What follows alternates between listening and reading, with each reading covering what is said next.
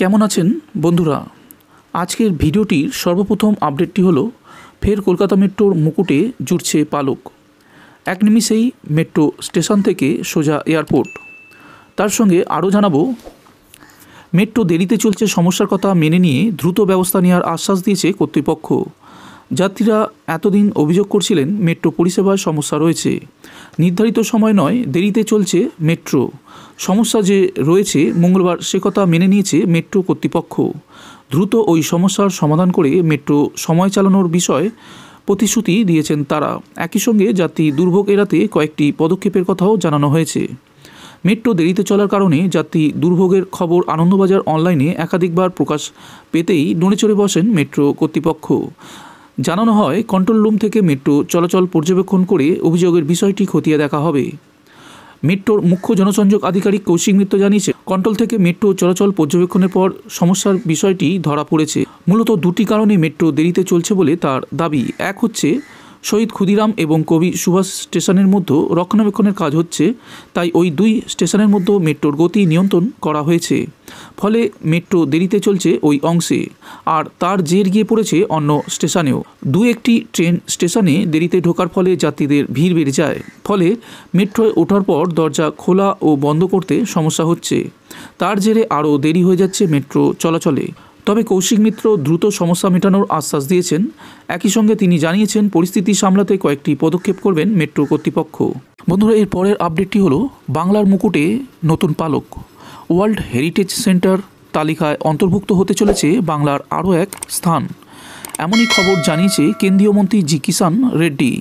September মাসে আনুষ্ঠানিকভাবে এই ঘোষণা করবে ইউনেস্কো। বীরভূমের শান্তিনিকেতন বাঙালির হৃদয় খুব কাছের জায়গা। সেই শান্তিনিকেতনই এবার ওয়ার্ল্ড হেরিটেজ সেন্টার হিসাবে ঘোষিত হতে পারে, কারণ ইউনেস্কোর উপদেষ্টা সংগঠন ইকমসের তরফে শান্তিনিকেতনের অন্তর্ভুক্তির পরামর্শ দেওয়া হয়েছে।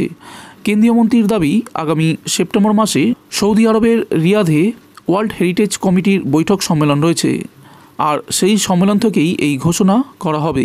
টুইটারে কেন্দ্রীয় মন্ত্রীর দাবি, প্রধানমন্ত্রী ভারতের ঐতিহ্যবাহী স্থানগুলিকে বিশ্বের দরবারে তুলে ধরতে চেয়েছিলেন।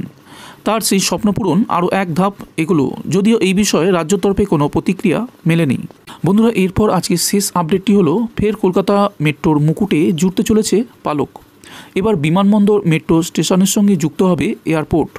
একটি আন্ডারগ্রাউন্ড সাবওয়ের মাধ্যমে পাতালপথে মেট্রো স্টেশনের সঙ্গে কলকাতা বিমানবন্দর যুক্ত হবে। সেই সাবওয়ে ডি ওয়াল অর্থাৎ ডায়াফ্রাম ওয়াল তৈরির কাজ সম্পূর্ণ হলো। মেট্রো সূত্রের খবর, গত 3রা মে সকাল 8টা নাগাদ ওই সাবওয়ের নির্মাণ কাজ শেষ হয়েছে। ফলে এবার এক নিমিষেই মেট্রো স্টেশন থেকে পৌঁছে যাওয়া যাবে এয়ারপোর্টে। গড়িয়া থেকে বিমানবন্দর রুটের মেট্রো পরিষেবা শুরু হলে এই নবনির্মিত সাবওয়ের মাধ্যমে যাতায়াত করতে পারবেন নিত্যযাত্রীরা। এই সেতুবন্ধন তৈরির জন্য গত 2রা মে রাত 10টা থেকে 3রা মে সকাল 8টা পর্যন্ত বিমানবন্দর সংলগ্ন রাস্তার যান নিয়ন্ত্রণ করা হয়েছিল। 24 ঘন্টার চেষ্টায় DW40 নামে ওই ওয়াল তৈরির কাজ করা হয়েছে। মেট্রো সূত্রে জানা গিয়েছে, সাবওয়ের এই ডায়াফ্রাম ওয়ালের দৈর্ঘ্য 17.405 মিটার, প্রস্থ হচ্ছে 4 মিটার এবং উচ্চতা 15 মিটার। এবার জানা যাক, কবে চালু হবে নিউ গড়িয়া থেকে রুবি মেট্রো পরিষেবা। কলকাতা মেট্রোর নিউ গড়িয়া থেকে বিমানবন্দর প্রকল্পের সূচনা হয়েছিল গত 2012 সালে। তবে 11 বছর অতিক্রান্ত হলেও এখনও এই রুটে পরিষেবা শুরু হয়নি। সম্পূর্ণ নির্মাণ কাজ এখনও বাকি রয়েছে। এই রুটেরই নিউ গড়িয়া থেকে রুবি পর্যন্ত খুব শীঘ্রই মেট্রো চালু হওয়ার কথা। যাত্রা শুরুর জন্য ইতিমধ্যেই রেলওয়ে সেফটি কমিশনার সবুজ সংকেত দিয়ে ফেলেছে। অনুমান করা হচ্ছে চলতি মাসেই কবি সুভাষ থেকে হেমন্ত মুখোপাধ্যায় পর্যন্ত 6টি স্টেশনে যাত্রী পরিষেবার সূচনা হতে পারে। সূচনা করতে পারেন প্রধানমন্ত্রী নরেন্দ্র মোদী। হাওড়া থেকে পুরী পর্যন্ত বন্দে ভারত এক্সপ্রেস উদ্বোধন করতে জগন্নাথ ধামে যেতে পারেন মোদীজি। সেখান থেকেই ভার্চুয়ালি নিউ গড়িয়া থেকে রুবি মেট্রোর রুটের উদ্বোধন করতে পারেন প্রধানমন্ত্রী।